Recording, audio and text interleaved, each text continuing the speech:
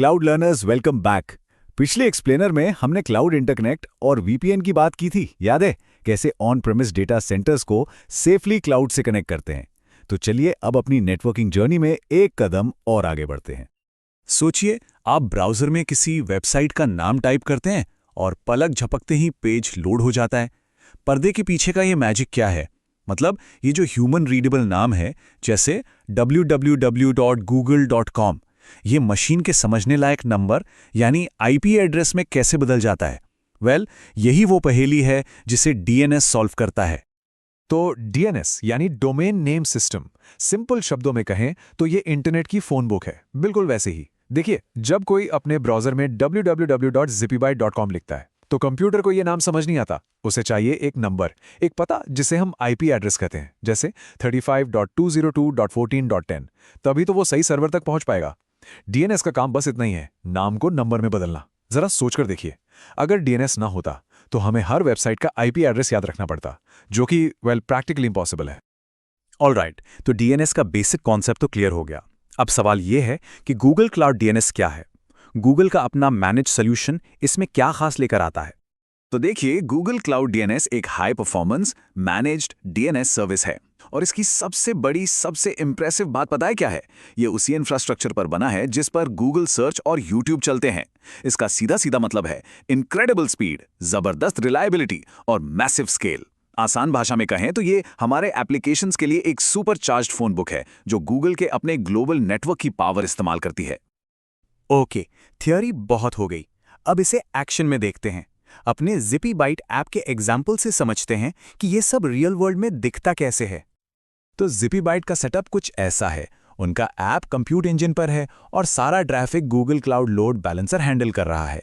अब ZippyByte ये तो नहीं चाहेगा कि लोग आईपी एड्रेस याद रखें, वो चाहते हैं कि लोग www.zippybyte.com से आएं। तो यहीं पर क्लाउड डीएनएस का रोल आता है। वो क्या करते हैं, zippybyte.com के लिए एक मैनेज्ड जोन बनाते हैं और फिर एक ए रिकॉर्ड ऐड कर देते हैं। ये रिकॉर्ड www.zippybyte.com को लोड बैलेंसर के आईपी एड्रेस से जोड़ देता है। बस इतना ही, सिंपल है ना? ऑलराइट, अब थोड़ा और डीप डाइव करते हैं। समझते हैं क्लाउड डीएनएस के बिल्डिंग ब्लॉक्स को। जोन्स क्या होते हैं, रिकॉर्ड्स क्या हैं और ये रेजोल्यूशन का पूरा प्रोसेस आखिर काम कैसे करता है? क्लाउड डीएनएस में बेसिकली दो तरह के जोन्स होते हैं, पब्लिक और प्राइवेट। पब्लिक डीएनएस जोन, जैसा नाम से ही पता चल रहा है, पब्लिक इंटरनेट पर मौजूद डोमेन्स के लिए है, जैसे हमारा www.zippybyte.com। कोई भी इसे एक्सेस कर सकता है।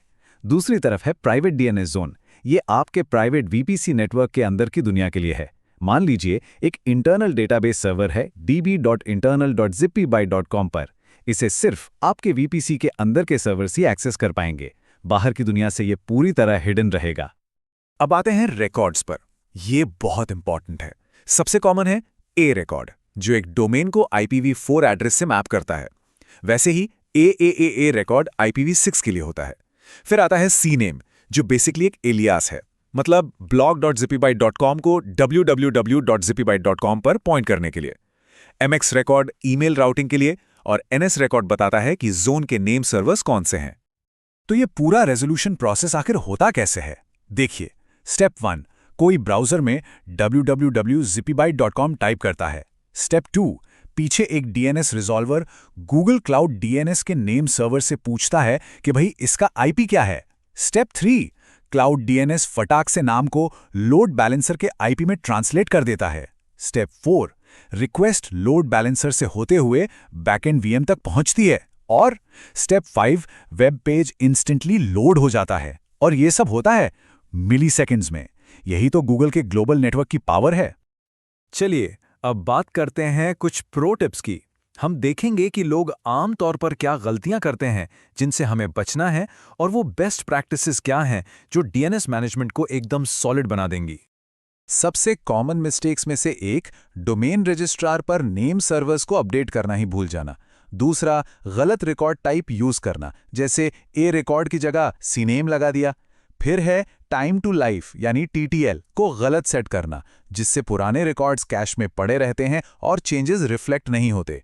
और हाँ, पब्लिक और प्राइवेट जोन्स के यूज केस में कंफ्यूज हो जाना। तो इनसे बचें कैसे? बेस्ट प्रैक्टिसेस ये कहती हैं, जब आप इंफ्रास्ट्रक्चर में बार बार चेंजेस कर रहे हो तो TTL को कम रखें, 300 से 600 सेकंड्स के बीच। इंटरनल सर्विस कम्युनिकेशन के लिए हमेशा, and I mean always, private DNS use करें। पब्लिक एप्लीकेशंस के लिए DNS को HTTPS लोड बैलेंसर के साथ कॉन्फ़िगर करें। क्लाउड लॉगिंग से DNS ट्रैफिक पर नजर रखें और डिग या NS लुकअप जैसी टूल से प्रोपगेशन को टेस्ट करना कभी ना भूलें। तो हमने देखा कि क्लाउड DNS कितना पावरफुल है। ये सिर्फ एक सर्विस नहीं है, ये गूगल क्लाउड नेटवर्किंग की पहेली का एक बहुत ही जरूरी हिस्सा है। तो अब तक की हमारी लर्निंग जर्नी में ये पीस कहाँ फिट बैठता है, जरा देखते हैं।